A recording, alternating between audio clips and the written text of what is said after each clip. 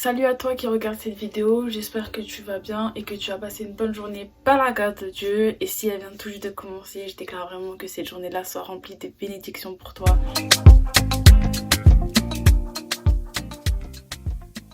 Alors si aujourd'hui on est là, si aujourd'hui je suis devant toi, c'est pour parler du jeûne. Voilà, donc cette vidéo-là, ce sera tournée vers le jeûne parce que pour moi c'est vraiment quelque chose d'important pour une vie chrétienne.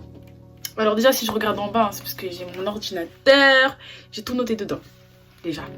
Là, ça va être une vidéo de qualité. Alors, pourquoi le jeûne? Alors le jeûne parce que selon moi, pour moi, c'est vraiment quelque chose d'important pour une vie chrétienne. C'est vraiment quelque chose d'important qu'un chrétien doit vraiment connaître, savoir et faire si vraiment il en ressent le besoin. Alors, parce que moi, la première fois que j'ai jeûné, c'était un jeûne de 5 jours. Et il y a plein de choses que je ne savais pas et qu'on apprend justement en jeûnant. Il y a plein de choses qui ont fait que ma vie a totalement changé en étant dans des périodes de jeûne. Et c'est pour ça que j'ai décidé de vous faire cette vidéo là. Alors, qu'est-ce que le jeûne? Du coup, la définition d'internet va nous dire que le jeûne est la privation volontaire ou non de nourriture accompagnée ou pas d'une privation de boisson. Alors ça c'est la définition d'internet. Et je vais vous amener la définition spirituelle. Je sais pas si ça se dit mais voilà. C'est un temps de consécration à part qu'on prend vraiment pour Dieu. C'est un temps où on vit vraiment par l'esprit et pas par la chair. Et jeûner, c'est se priver momentanément de quelque chose qui nous est nécessaire et quelque chose qui nous est agréable pour retrouver l'essentiel. Et l'essentiel, dans ces cas-là, c'est Dieu. C'est-à-dire que quand j'ai dit vivre par l'esprit et non par la chair, pourquoi en fait on jeûne finalement? Pourquoi on jeûne? En fait on jeûne vraiment parce que la chair c'est vraiment, je sais pas si vous savez, mais on est fait en 3 dimensions, esprit, âme et corps. Corps c'est la chair quoi, et de toute façon je vais faire une vidéo dessus également. La chair c'est vraiment quelque chose qui nous amène à pécher, c'est à dire que la chair a des besoins, c'est à dire que la chair a besoin d'être satisfaite. Et vraiment vivre par l'esprit, c'est vraiment là où en fait on va vivre selon comment Dieu veut qu'on vive. Je sais pas si vous m'avez compris jusqu'à là, mais de toute façon vous allez comprendre au fur et à mesure de la vidéo. Alors, du coup le deuxième point c'est pourquoi jeûner. Alors le jeûne nous permet de mieux connaître ce qui nous habite et qui nous habite, et du coup c'est à dire Dieu, le Saint-Esprit quoi, et de savoir quels sont nos désirs les plus profonds et qu'est-ce qu'on a besoin pour notre vie spirituelle. Et le jeûne a pour but de donner soif ou de répondre à une faim de la parole de Dieu. Là on va rentrer dans les profondeurs des choses et vraiment vous expliquer. Là on a fait de la surface, j'ai expliqué ce que c'était. Maintenant là on va rentrer dedans et en fait pourquoi jeûner.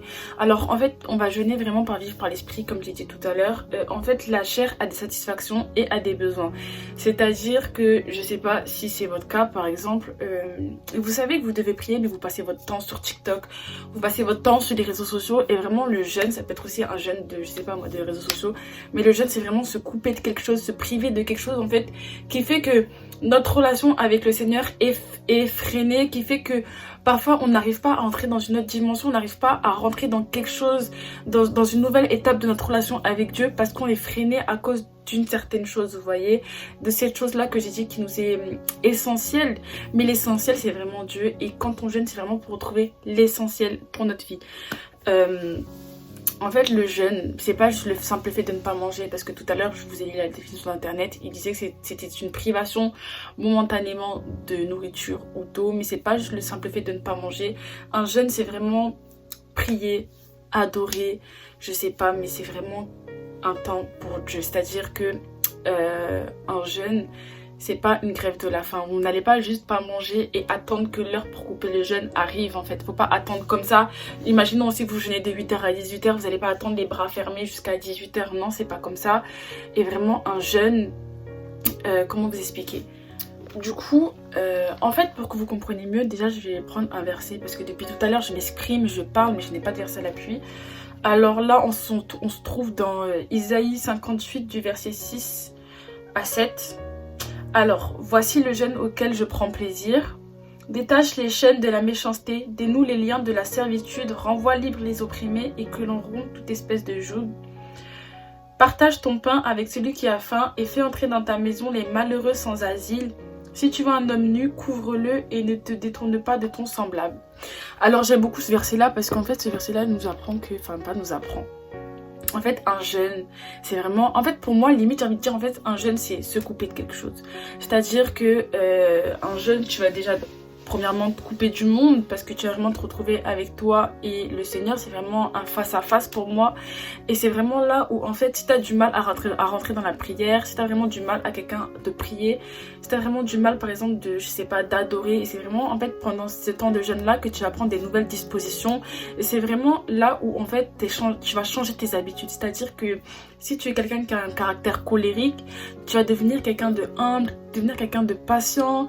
C'est vraiment là où en fait on va apprendre ce que c'est la persévérance pendant qu'on jeûne. Et c'est vraiment là où en fait, comme disait le verset, détache les chaînes de la méchanceté. C'est vraiment là où on va éviter on va vraiment éviter que notre caractère prenne le dessus. C'est-à-dire que tout ça, tout ce que j'évoque depuis tout à l'heure, en fait c'est la chair en fait, et c'est vraiment là en fait tu vas vivre par ton esprit, c'est vraiment là en fait tu vas prier. La Bible dit déjà prier sans cesse, et c'est vraiment là en fait tu vas faire que prier, prier, prier, prier, prier, prier, adorer, adorer, adorer. Et en fait un jeûne c'est un moment pour Dieu, c'est un temps pour Dieu, et un jeûne est vraiment là souvent pour répondre à des besoins ou non, mais ça on le verra après. Alors comme deuxième verset j'ai ça se trouve dans le chapitre Esdras 8. Ça dit Esdras ou Esdra? Faudra me pardonner hein, si je me... Et pardon si je me trompe sur la prononciation. Esdras 8, 23. Alors c'est pour cela que nous avons jeûné et recherché notre Dieu, et il a accueilli favorablement notre prière. Alors que, en fait, ça c'est pour vous expliquer que souvent, je sais pas si vous êtes quelqu'un qui lit souvent la parole, mais souvent on va voir dans la Bible que certaines personnes vont jeûner pour un besoin, pour quelque chose. Par exemple, on va prendre l'exemple du jeûne de Esther. Esther, elle a jeûné pour sauver le peuple juif, et sans boire ni manger pendant 3 jours. Et elle, c'était vraiment un jeûne pour que Dieu puisse répondre à un besoin. Tu peux jeûner justement pour que Dieu t'aide à te détacher de ton caractère, pour que Dieu t'aide à ne plus être accro à ton téléphone, pour que Dieu t'aide à faire quelque chose. En fait, un jeûne, ça peut être un départ pour retrouver l'essentiel. Ou ça peut être une rencontre avec Dieu. Tu jeûnes vraiment parce que tu en as besoin, vraiment parce que le Saint-Esprit te pousse à le faire. Ne jeûne pas juste pour faire une grève de la faim. Et justement, c'est là où je vais amener le verset très important. Un verset là vraiment qui, franchement... Alors, il se trouve dans Matthieu chapitre 6 du verset 17 à 18. Mais toi, quand tu jeûnes, parfume ta tête et lave ton visage, afin de ne pas montrer que tu jeûnes aux hommes, mais à ton Père qui est là dans le lieu secret, et ton Père qui voit dans le lieu secret te le rendra.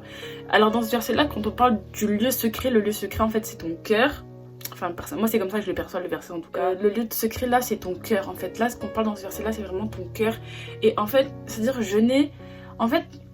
Quand tu jeûnes, tu n'as pas besoin d'aller te vanter, t'as pas besoin de dire aux autres, ah, les gars là c'est dur, là les gars là je jeûne, à ton collègue de travail je jeûne, à tes amis je jeûne, à tes profs je jeûne. Je t'ai pas dit qu'il faut mentir si ton camarade de classe te demande pourquoi tu ne manges pas. Moi c'est ce que je réponds toujours, je suis en temps de consécration pour Dieu.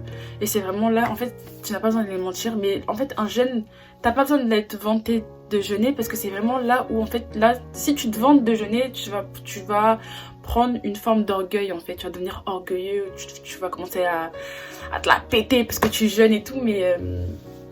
Non en fait, personne n'a besoin de savoir que tu jeûnes, parce que comme j'ai dit tout à l'heure, c'est un face à face avec Dieu.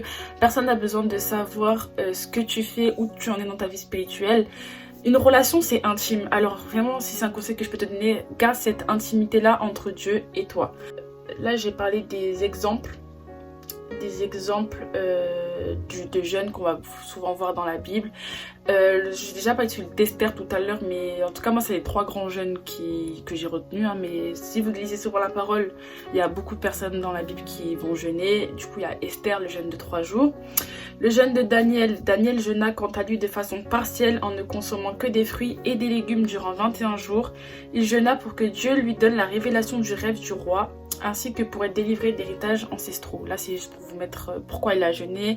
Comme j'ai dit tout à l'heure, vous pouvez jeûner justement pour une révélation ou pour par exemple une visitation. Et un autre jeûne, celui de Jésus, Le jeûne de Jésus dans le désert fut un jeûne de consécration et dura 40 jours. Son jeûne fut un jeûne total car il ne mangea pas pendant durant cette période. Et il y a aussi également le jeûne de Moïse. Moïse aussi il a jeûné 40 jours. Alors maintenant, je vais arriver dans une nouvelle étape. Comment jeûner? Alors, la troisième étape, comment jeûner? Alors, comme je l'ai dit tout à l'heure, pour Daniel, par exemple, lui, il s'est nourri pendant 21 jours de légumes et de fruits. En fait, un jeûne, vous n'êtes pas obligé directement de courir, hein, foncer, ne pas manger, ne pas boire. Vous pouvez commencer doucement, tranquillement. Parce qu'en tous les cas, en fait, vous jeûnez pour vous jeûnez, pardon, c'est dur, hein. Vous jeûnez pour un besoin personnel et un besoin spirituel. En fait, il ne faut pas jeûner juste pour faire une grève de la faim, comme je vous l'ai dit. Vraiment, un jeûne, c'est vraiment un temps de consécration. Vous pouvez, par exemple, commencer par supprimer le dîner, supprimer le repas du midi, supprimer le petit déjeuner. Commencez par faire, par exemple, des jeûnes de 8h à midi. Commencez juste par ne pas manger et seulement boire. Enfin, vraiment, c'est vous qui établissez... J'espère que c'est du français là ce que je suis en train de dire. C'est vous qui établissez votre propre jeûne, parce qu'un jeûne est personnel, c'est vraiment un culte personnel, c'est entre vous et Dieu. Personne ne va vous obliger à jeûner, ça doit vraiment venir du cœur. Parce que Dieu ne nous oblige pas à jeûner et c'est vraiment quelque chose qu'on doit faire avec cœur, amour, vous voyez. Du coup, vous pouvez déjà commencer par exemple, supprimer les réseaux sociaux de 6h à 20h. C'est des exemples que je vais vous donner. Par exemple, moi la première fois que j'ai jeûné, c'était un jeûne de 5 jours, du lundi au vendredi. C'était de 6h à 18h je crois. Et c'était un jeûne pas sec, c'est-à-dire que je buvais de l'eau. Mais c'est vraiment personnel, faites-le comme vous avez besoin. En fait, souvent, faut pas croire que un truc c'est vraiment... En fait, le jeûne, ce n'est pas juste le simple fait de ne pas manger. Un jeûne, c'est vraiment éviter de mal parler, éviter d'aller sur les réseaux sociaux, éviter d'être orgueilleux. Si tu vois quelqu'un à faim dans la rue, va lui donner à manger. Tout à l'heure, j'ai sorti des versets. En fait, un jeûne, ce n'est pas une grève de la faim, s'il vous plaît. Ce n'est pas une grève de la faim. Un jeûne, c'est de la consécration. C'est vraiment tout ce que vous faites, c'est pour Dieu, là. C'est-à-dire que vraiment, dans le jeûne, là, c'est vraiment, en fait, tout ce que vous n'avez pas su faire avant, vous allez le faire. C'est-à-dire, si tu n'arrives pas à prier plus de 2 heures pendant ton jeûne, tu vas te mettre comme objectif. Là, j'ai pris pendant plus de 2 heures. Parce que là, je ne vais pas me poser devant Netflix. Un jeûne, c'est pas, je ne mange pas et je vais attendre comme ça à la fin. Comme ça. Non, un jeûne, c'est... Je suis désolée, hein. Là, un jeûne, là, vous vivez par esprit. C'est ça, vous vivez par esprit. Imaginons, vous prenez un jeûne. Imaginons, vous jeûnez de 6h à 18h. C'est un exemple. Et que vous coupez votre jeûne parce que vous avez extrêmement faim et vous mangez à midi. Votre jeûne, il n'est pas fini. C'est comme je vous disais tout à l'heure, votre jeûne, il n'est pas fini parce qu'il ne faut pas croire que le jeûne, c'est juste le fait de ne pas manger. C'est-à-dire que même si là, vous avez coupé votre jeûne, même si là, en fait, vous avez mangé, imaginons simple. Vous jeûnez de 6h à 18h. Et de 18h à 20h, c'est là en fait vous allez dire aux gens ce que vous pensez. C'est là en fait vous allez insulter les autres. C'est là où en fait, non en fait. Sinon, en fait, si vraiment vous jeûnez pour un but, si vous voulez vraiment qu'en fait ce but-là puisse être atteint, ce n'est pas quand vous coupez votre jeûne que vous redevenez orgueilleux, que vous redevenez méchant, que vous oubliez toute humilité, que vous oubliez de rendre grâce à Dieu. Non en fait. La façon comment on se comporte pendant un jeûne, pour moi, franchement, et je crois vraiment que c'est vraiment de cette façon-là qu'on doit se comporter en dehors du jeûne. Mais étant donné que nous vivons avec un âme, un corps, mais avec un esprit, l'esprit doit vraiment essayer de prendre le dessus sur notre âme et sur notre corps, vous voyez. Et vraiment, ah merci Seigneur, alors là... Votre esprit en dehors des temps de jeûne, je dis pas qu'il est rabaissé, mais en fait vous allez voir que la façon comment vous vivez pendant une période de jeûne, ce n'est pas la façon là où vous vivez en dehors d'une période de jeûne. Et du coup voilà. Et vraiment 3 choses que nous allons voir du coup pendant les temps de jeûne, mais que nous voyons également à l'église, dans la Bible pardon. Là je prends ma Bible.